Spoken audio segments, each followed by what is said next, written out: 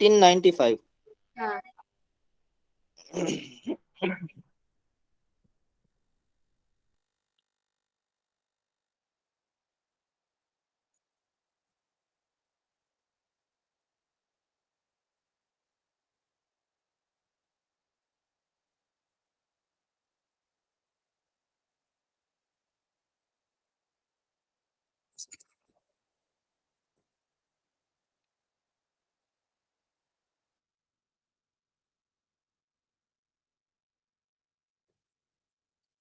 क्या है? अच्छा,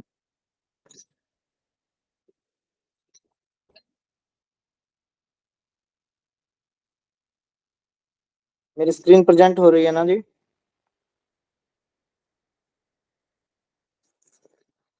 जी सर। जी। आज हम पढ़ेंगे तिरुमलाई कृष्णमाचार्यम का जीवन परिचय। इनको टी कृष्णम आचार्य भी बोला जाता है, टी कृष्णम आचार्य। इनका जो जन्म हुआ था 18 नवंबर 1888 ईस्वी में हुआ था, और इनकी मृत्यु हुई थी 28 फरवरी 1989 ईस्वी में। इनका नाम था जी तिरुमलाई कृष्णम आचार्य, तो इकट्ठा बोलेंगे तो कृष्णमाचार्य बोलेंगे। जन्म इनका हुआ था 18 नवंबर 1888 ईस्वी को, और इनका जो जन्म स्थान था वो दक्षिण भारत में कर्नाटक में चित्रदुर्ग जिले में मुचुकुंदापुरम गांव में हुआ था। इनके पिताजी जो थे वो तिरुमलाई टट्टाचार्य नाम था उनका, और जो माता जी थी इनकी, उनका नाम था रंगनाई की अम्मा। ये 6 भाई बहनों में सबसे बड़े थे, और जब इनकी उम्र 6 वर्ष की थी तो इन्होंने संस्कृत भाषा को बोलना और लिखना शुरू कर दिया था, सीख लिया था इन्होंने। इनके जो पिता थे, इनके जो गुरु थे, वो पिता टट्टाचार्य हुए शुरू में। उन्होंने अपने जो प्राथमिक शिक्षा थी इन्होंने अपने पिताजी से ही सीखी थी, और बाद में इनके जो गुरु हुए वो बाबू भगवान दास हुए। इनकी पत्नी का नाम जो हुआ वो नामागिरी अम्मा हुआ, और इनकी मृत्यु हुई थी 28 फरवरी 1989 ईस्वी को, और लगभग 100 वर्ष का जीवन इन्होंने जिया। 100 का नहीं थी, आप इसको थोड़ा ठीक कर लेंगे, ये 99 हो गया। 88 है ना, 89 हो गया, तो ये 99 ईयर्स ओल्ड। योग पद्धति, विन्यास योग, कर्म योग, आपने देखा होगा, विन्यास योगा सुना होगा, तो इनकी पद्धति थी वो। ये आयुर्वेदिक चिकित्सक भी थे। इन्होंने आधुनिक योग का जनक भी कहा जाता है।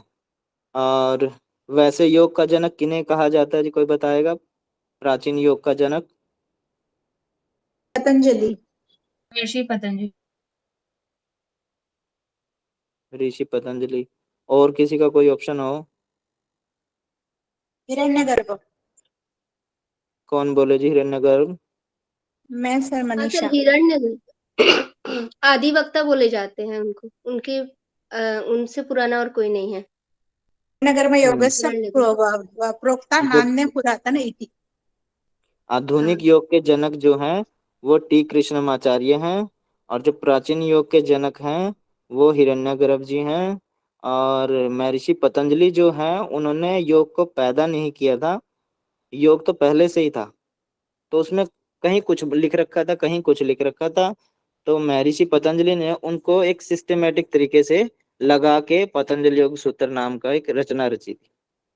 तो उन्होंने खुद तो बनाया नहीं, उन्होंने तो कहीं से उठा के वो सिस्टमेटिक लगाया था। तो महर्षि पतंजलि जी को योग का जनक नहीं कहते, वो संकलन स्वामी करता कहेंगे सर, उनको जी। संकलन करता। हाँ, और उसके जनक जो हैं वो ऋषि हिरण्यगर्भ जी हैं।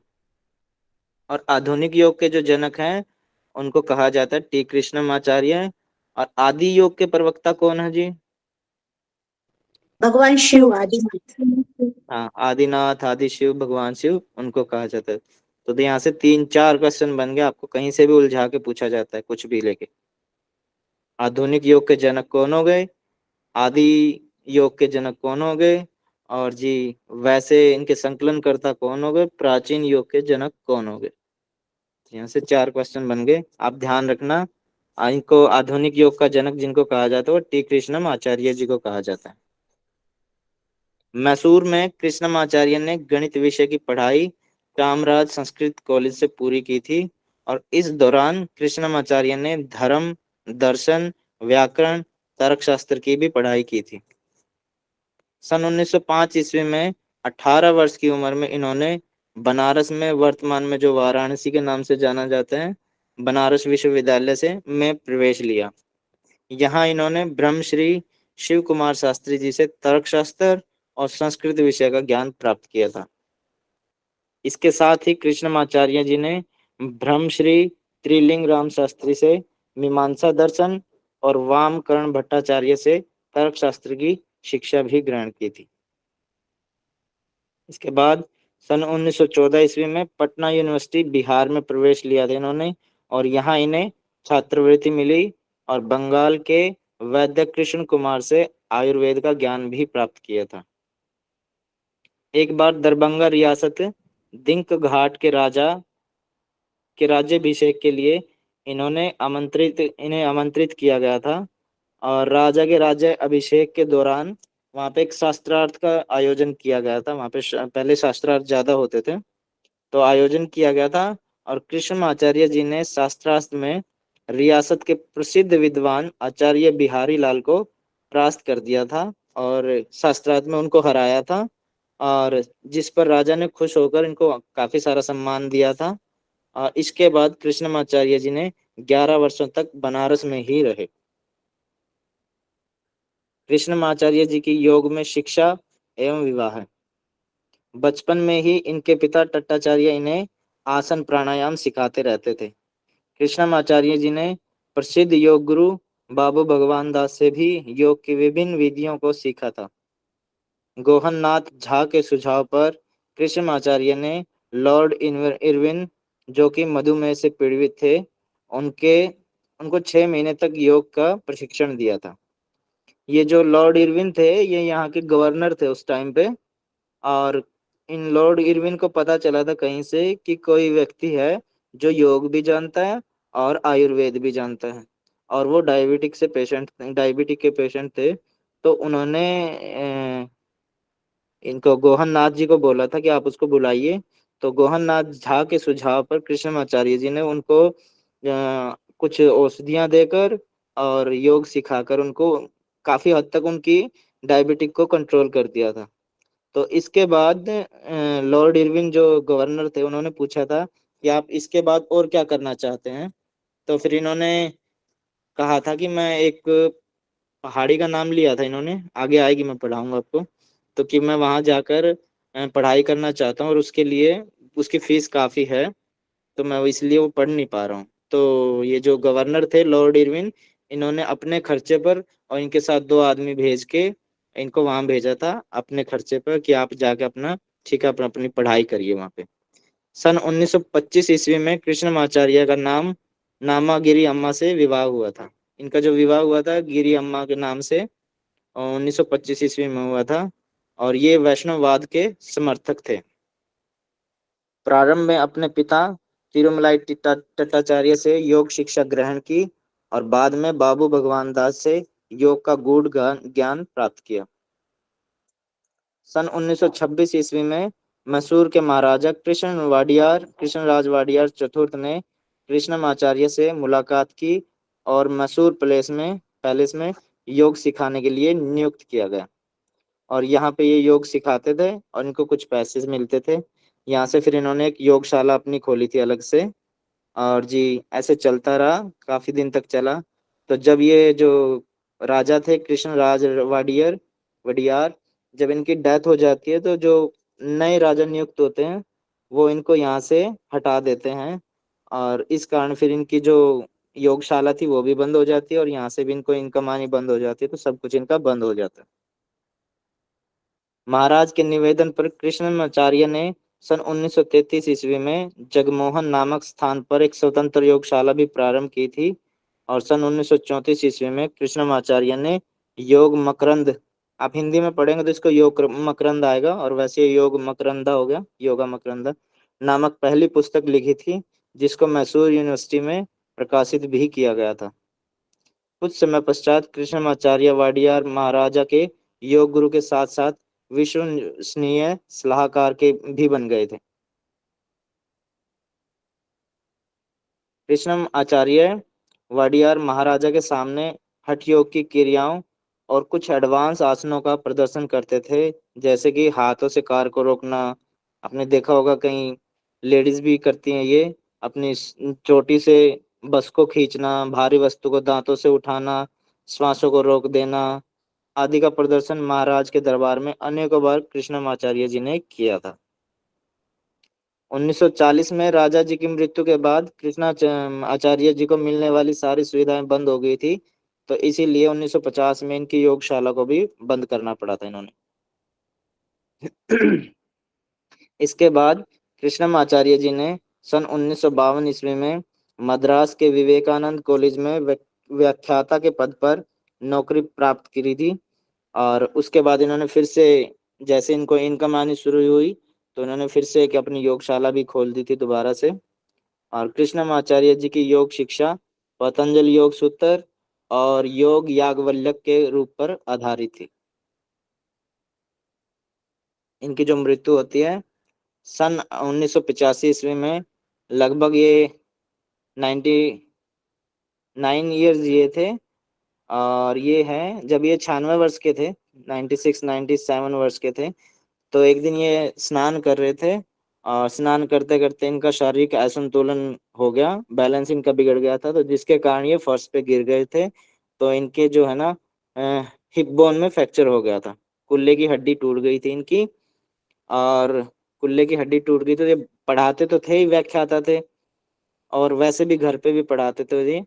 तो इन्होंने सर्जरी करवाने से बिल्कुल मना कर दिया था और इन्होंने आयुर्वेद से और योग के माध्यम से और कुछ अपने नए एडवांस आसन इन्होंने खुद खोजे थे, उनके जरिए इन्होंने कुल्ले का अपना जो हड्डी का फ्रैक्चर था वो अपने आप ठीक कर लिया था इन्होंने। इसीलिए इनको आधुनिक योग का जनक कहा जाता है, क्योंकि इन्होंने नई नई खोज की थी। फ्रैक्चर होने के दौरान इन्होंने खुद अपने आसन बनाए थे नए नए। 28 फरवरी 1989 ईस्वी को कृष्णमाचार्य अपने आवास स्थान मद्रास में 100 वर्ष तक की आयु क्रम में पंचतत्व में लीन हो गए थे। ये 100 नहीं है, ये 99 आएगा, आप इसको ठीक कर लेना। कृष्णमाचार्य जी प्राचीन वाद्य यंत्र वीणा भी बजाना जानते थे। वीणा यंत्र जानते हैं आप लोग? जी sir. Yes Yes, sir. sir. जो सरस्वती जी लेके रखती हैं, आपने देखा होता सरस्वती जी की तस्वीर, मीराबाई भी बजाती थी। आवाज आ रही है मेरी? हाँ सर। हाँ ठीक है जी। इन्होंने महाराजा कृष्णराज वाडियर चतुर्थ के मैसूर राज्य में योग सिखाया था, योग अध्यापक के रूप में ये नियुक्त हुए थे। और ये आयुर्वेदिक चिकित्सक और योगी दोनों थे। ऐसे और कौन थे जी, कौन से ऋषि थे जो आयुर्वेद के चिकित्सक भी थे और योगी भी थे, कोई बता सकते? महर्षि पतंजलि। शिवानंद जी। महर्षि पतंजलि। इनके प्रमुख शिष्य थे BKS अयंगर, ये काफी फेमस है, आपने इनकी पुस्तकें भी पढ़ी होगी, नाम सुना होगा। और के पट्टा भी जोइस, ये भी बहुत फेमस रहे हैं। इंदिरा गांधी देवी और जी श्री वत्सा राम स्वामी, AG मोहन और TKV देशिकाचार्य जो कृष्णमाचार्य जी के पुत्र थे। योग विषय पर कृष्णमाचार्य जी कुछ प्रमुख पुस्तकें हैं, पुस्तकें तो और भी हैं पर ये सबसे ज्यादा फेमस है इनकी। योग मकरंद और योग अंश गालू, योग रहस्य और योगावल्ली। यहाँ पे ये जीवन परिचय समाप्त होता है इनका। अभी मैं आपको एक जीवन परिचय और पढ़ाऊंगा और उसके बाद आप क्वेश्चन आंसरिंग कर सकते हैं। श्यामाचरण लाहिड़ी।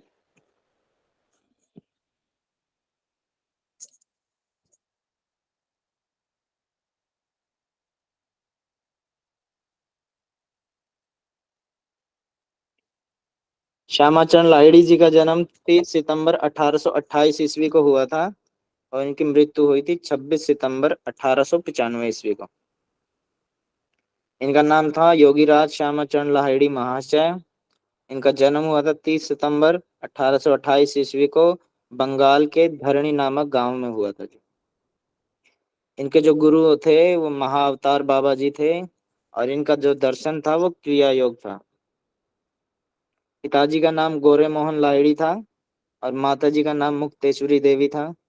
इनकी पत्नी का नाम काशीमणि देवी था और इनके जो प्रमुख शिष्य हुए वो युक्तेश्वर गिरी, केशवानंद जी और प्रणवानंद जी। इनकी मृत्यु हुई थी 26 सितंबर 1895 ईस्वी को। 66 वर्ष की इन्होंने आयु जी थी। गोरे मोहन ने, इनके जो पिताजी थे गोरे मोहन, उनकी पत्नी का निधन हो गया था, जिसके बाद इन्होंने दूसरा विवाह किया था। और जो दूसरे पत्नी थी जो, उनका नाम था मुक्तेश्वरी देवी और उनसे एक ही लड़का पैदा हुआ था जिसका नाम था श्यामाचरण। और इनकी जो पहली पत्नी थी उनके 3 बच्चे थे, 2 बेटे और 1 बेटी। फिर दूसरा विवाह किया तो उनसे एक संतान की उत्पत्ति हुई जिसका नाम रखा गया श्यामाचरण, जो आगे चलकर काशी बाबा के नाम से प्रसिद्ध हुए। शिक्षा। श्यामाचरण का पठन पाठन काशी में ही हुआ था। इनका जन्म तो हुआ था बंगाल में, लेकिन काम के सिलसिले से इनके पिताजी जो थे वो काशी में आ गए थे और काशी में इनका पठन पाठन हुआ। जो इनकी प्राथमिक शिक्षा हुई वो काशी के अंदर हुई थी। महाराजा जय नारायण घोषाल द्वारा स्थापित माध्यमिक स्कूल में श्यामाचरण लाहिड़ी जी ने अंग्रेजी, हिंदी, संस्कृत, बंगला, उर्दू, फारसी आदि अनेक भाषाओं का अध्ययन किया था। फिर संस्कृत कॉलेज से संस्कृत भाषा का अध्ययन किया। नागोली भट्ट से श्यामाचरण ने वेद, उपनिषद, दर्शन, गीता आदि का भी ज्ञान प्राप्त किया था। और इनका गृहस्थ जीवन में प्रवेश। विवाह। सन 1846 ईस्वी में काशीमणि देवी के साथ इनका विवाह हुआ था और इनके घर 2 पुत्रों और 2 पुत्रियों ने जन्म लिया था। सन 1851 ईस्वी में श्यामाचरण जी को सैनिक इंजीनियर विभाग में लेखाकार, ये जो मिलिट्री के अंदर जो मिलिट्री इंजीनियर के अंदर जो क्लर्क की नौकरी इनको मिली थी, उसके पद पर ये नियुक्त हुए थे। इसके बाद श्यामाचरण जी का तबादला हुआ और इन्हें भेज दिया दोनापुर के मिलिट्री अकाउंट ऑफिस में भेज दिया था। फिर इनको दूसरा तबादला हुआ था, वो हुआ था उत्तराखंड के रानीखेत नामक स्थान पर हो गया था। श्यामाचरण जी अपने काम के प्रति पूरी तरह से समर्पित थे, लेकिन धन के प्रति इनका कोई मोह नहीं था। कुछ समय बाद श्यामाचरण अपनी सारी संपत्ति सौतेले भाई को सौंपकर और अपने परिवार को काशी में अपने भाई के पास छोड़कर ये स्वयं रानीखेत अकेले रहने लग गए थे। जब इनका ट्रांसफर हुआ था तब तो इनको पहाड़ों में, पर्वतों में उनकी हरियाली देखने में बड़ा आनंद आता था। और जैसे इनको फ्री टाइम होता था अपनी नौकरी के बाद, तो ये भ्रमण के लिए निकलते थे। तो उन्होंने द्रोणागिरी पर्वत का नाम सुना था। तो एक दिन ये घूमते घूमते द्रोणागिरी पर्वत पर चले जाते हैं और भ्रमण के दौरान वहां पहुंच जाते जहाँ एक गुफा थी। तो जैसे वो भ्रमण कर रहे थे तो उनको लगा कि कोई पीछे से आवाज दे रहा है उनको। ऐसे ने प्रतीत हुआ कि इन्हें कोई आवाज देकर बुला रहा है। तो जिस साइड से आवाज आ रही थी उस साइड जाते हैं तो वहां एक गुफा थी। गुफा के अंदर जाके देखते तो वहां एक युवा व्यक्ति दिखाई दिया इनको। उसी तेजस्वी युवक ने श्यामाचरण जी को अपने पास बुलाने का संकेत किया और इसके बाद उन्होंने कहा कि मैंने ही तुम्हें बुलाया है और मैं पिछले 40 वर्षों से तुम्हारा इंतजार कर रहा हूँ। इसके बाद उस युवक ने श्यामाचरण लाहिड़ी जी के माथे को स्पर्श किया, ललाट को स्पर्श किया और ऐसे करते ही लाहिड़ी जी को शक्तिपात हुआ और पुनर्जन्मों का स्मरण हुआ। इनको इनको अपने पूर्व पूर्व कई सारे जन्म याद आए, पूर्व जन्मों का इनको स्मरण हुआ। इसके बाद श्यामाचरण जी ने उसी समय उस युवक को अपना गुरु बनाया और उनका नाम था महाअवतार बाबा जी। अपना गुरु धारण कर लिया और उनसे क्रिया योग की दीक्षा ली। और गुरुदेव ने कहा केवल योग्य शिष्य को ही ये क्रिया योग की शिक्षा आप देना, इसके अलावा किसी और को ही मत देना। और आप भी मेरे को इसके योग्य लगे तभी मैंने आपको ये दीक्षा दी। फिर उनका तबादला रानीखेत से, जैसे ही ये दीक्षा लेकर वापस जाते हैं ना ऑफिस, तो इनको पता चलता है कि आपका तबादला फिर से हो गया है। तो ये अब वापस फिर रानीखेत से इनका तबादला दानापुर हो जाता है। तो दानापुर में आकर ये अपने घर पे ऑफिस में अपना क्रिया योग की साधना करते हैं, साथ साथ ऑफिस का भी काम करते हैं और घर पे अपना ये क्रिया योग की साधना भी करते हैं। आहिस्ता आहिस्ता ये ऑफिस के लोगों को सिखाते हैं, वहाँ के आस पड़ोस के लोगों को सिखाते हैं। तो धीरे धीरे लोग इनको जानने लग जाते हैं, फेमस से होने लग जाते हैं। सन 1880 ईस्वी में ये रिटायर्ड होकर वापस काशी चले जाते हैं दानापुर से।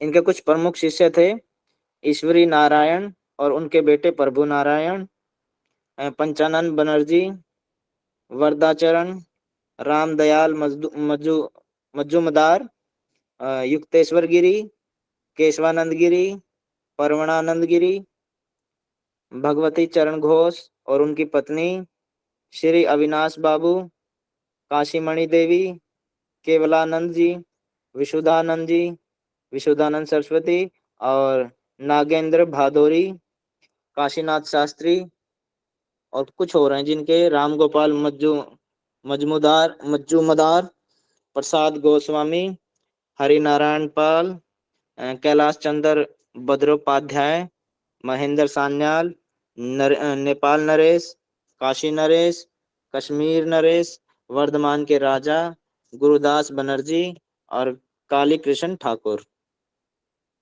इन्होंने गीता पे बहुत अच्छा भाष्य लिखा था और वो बंगाली भाषा में था। तो गीता की आध्यात्मिक व्याख्या वर्तमान में भी शीर्ष स्थान पर है। इन्होंने वेदांत, सांख्य, वैशेषिक, योग दर्शन, न्याय दर्शन सहित अनेक ग्रंथों की बहुत ही सुंदर और सरल शब्दों में व्याख्या की थी। योगी स्वामी श्यामाचरण लाहिड़ी की प्रमुख शिक्षाओं की विशेषता यह थी कि ये अपने गृहस्थ मनुष्य को भी योगाभ्यास के द्वारा सहज होकर योग के उच्चतम शिखर पर आरूढ़ हो सकते थे। इनकी प्रमुख रचनाएं तकरीबन जो है वो बंगाली भाषा में ही उपलब्ध हैं। बाद में इनके जो शिष्य हुए उन्होंने बांग्ला भाषा से उसको हिंदी में ट्रांसलेट किया। भगवत गीता भाष्य का हिंदी अनुवाद इनके प्रमुख शिष्य भूपेंद्र नाथ सान्याल ने किया था। ये आप नाम लिख लेना, इनके जो शिष्य थे प्रमुख उनमें इनका नाम नहीं है, भूपेंद्र नाथ सान्याल। इन्होंने इनका भगवत गीता का जो भाष्य था वो बंगाल भाषा में था, उसको इन्होंने हिंदी भाषा में लिखा था। निर्वाण 26 सितंबर 1895 ईस्वी को योगी लाहिड़ी जी अपने 66 वर्ष की उम्र में अपने भौतिक शरीर को छोड़कर पंच तत्वों में विलीन हो जाते हैं। महाअवतार बाबा जी का क्रिया योग। बाबा जी का क्रिया योग ईश्वर का यथार्थ बोध कराता है और आत्म साक्षात्कार प्राप्त करने की एक सुव्यवस्थित आध्यात्मिक एवं वैज्ञानिक प्रणाली है। इनकी कुछ रचनाएं थी क्रिया हठ योग, क्रिया कुंडलिनी प्राणायाम, इन्होंने इनकी खोज करी थी, और क्रिया ध्यान योग, क्रिया मंत्र योग, क्रिया भक्ति योग। महाअवतार बाबा जी का क्रिया योग पांचों शरीर, भौतिक शरीर, प्राणिक शरीर, मानसिक शरीर, बौद्धिक और आध्यात्मिक शरीर के कायाकल्प के साथ साथ आत्म साक्षात्कार के लिए 144 क्रियाओं का अभ्यास है। इन क्रियाओं की खोज करी थी इन्होंने। परमहंस योगानंद लाहिड़ी महाशय और वर्तमान में पूना के गुरुनाथ श्री एम दादा श्री जो आदि से बाबा जी ने अभी भी मिलते थे। ये वर्तमान में पूना के गुरुनाथ जी के द्वारा महाअवतार बाबा जी पर लाइटनिंग स्टैंडिंग स्ट्रेंथ स्टेट नामक पुस्तक भी लिखी गई थी। जो पूना के गुरुनाथ जी थे उन्होंने महाअवतार बाबा जी जो इनका नाम रखा गया था, इनके ऊपर एक पुस्तक लिखी गई थी और उसका नाम था लाइटनिंग स्टैंडिंग स्टेट। यहाँ इनकी ये जीवनी समाप्त होती है। इससे रिलेटेड आप लोगों का कोई क्वेश्चन हो तो बताइए।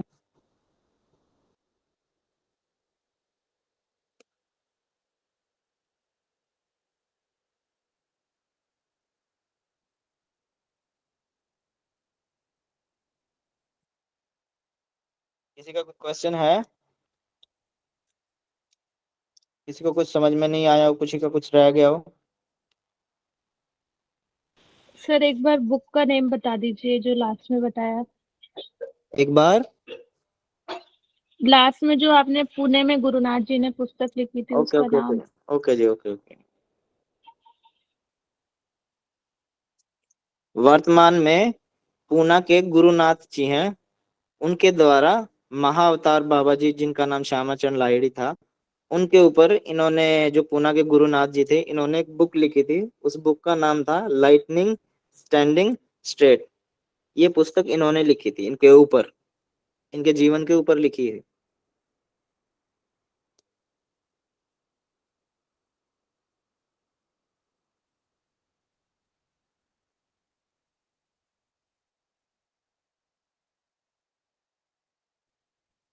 और सर किसी का कोई क्वेश्चन हो? जी बोलिए। सर जो तिरुमलाई कृष्णमाचार्य जी का आप क्या सुधरवाए, उनकी मृत्यु का डेट सुधरवाए हो क्या? क्या सुधरवाए सर, उसको एक बार और बता दीजिए तो। टी कृष्णमाचार्य जी का? हाँ जी। ओके जी। हम्म।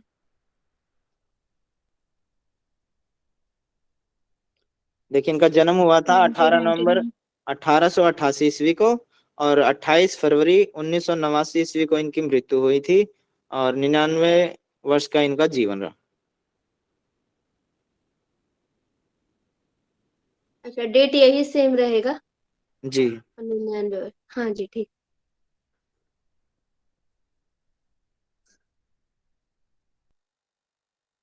और किसी का कोई क्वेश्चन हो जी?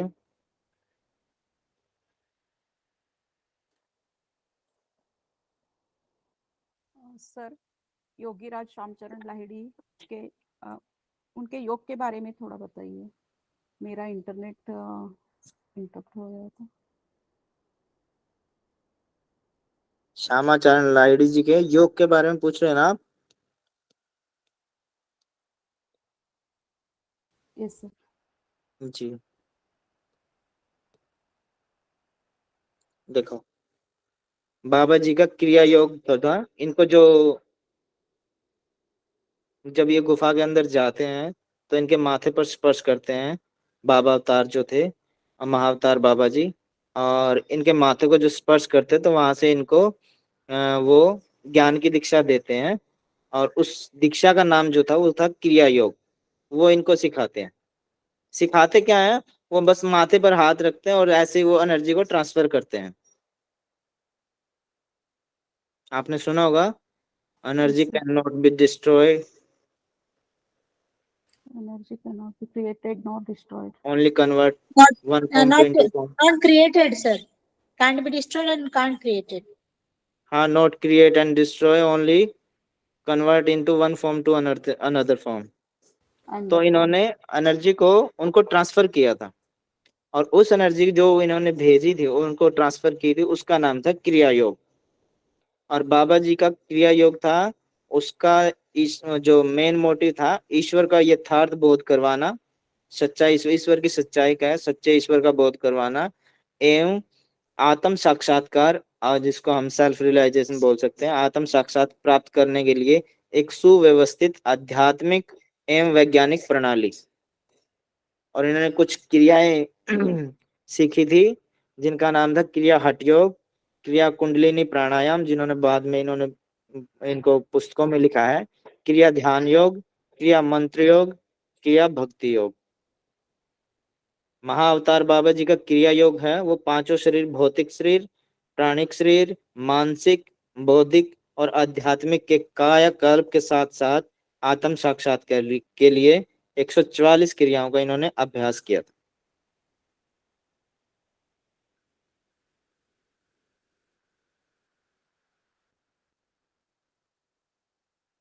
और किसी का कोई क्वेश्चन हो जी?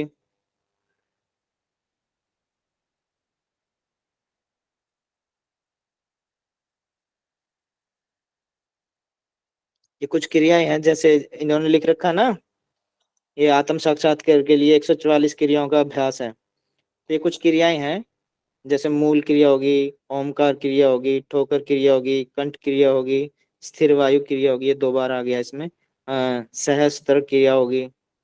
ऐसी और भी क्रियाएं, 144 क्रियाएं। जब किसी को दीक्षा देते हैं या किसी से दीक्षा लेते हैं तो ऐसे ये सिखाई जाती है।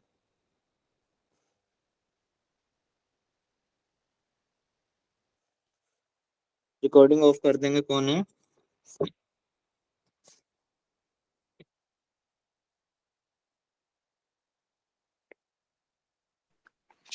सर एक 2 मिनट में कर दूंगी, मेरा इंटरनेट गया है। जी जी 2 जी। मिनट में कर-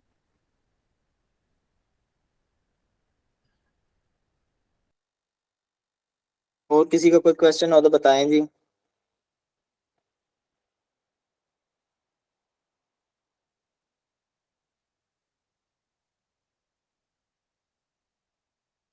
सर मैं जो क्वेश्चन बोल रही थी ना सर, जी ये सर मैं PYQ है सर, मैंने पढ़ा जो था ना, मैंने वेदांत। बोला था नवंबर 2017 का है क्वेश्चन। जी सर जी इसमें जी। दिया है ऑप्शन करना है, मैच करना है स्वामी विवेकानंद, अरविंद, महर्षि योगी और भगवान बुद्ध। और अपोजिट हाँ में ऑप्शन है भावातीत ध्यान, तो इनका हो गया, विपස්සना हो हाँ गया भगवान बुद्ध का, नव वेदांत और समग्र योग तो अरविंद का हो गया, तो स्वामी विवेकानंद नव वेदांत ऐसा हाँ दिया है। नव।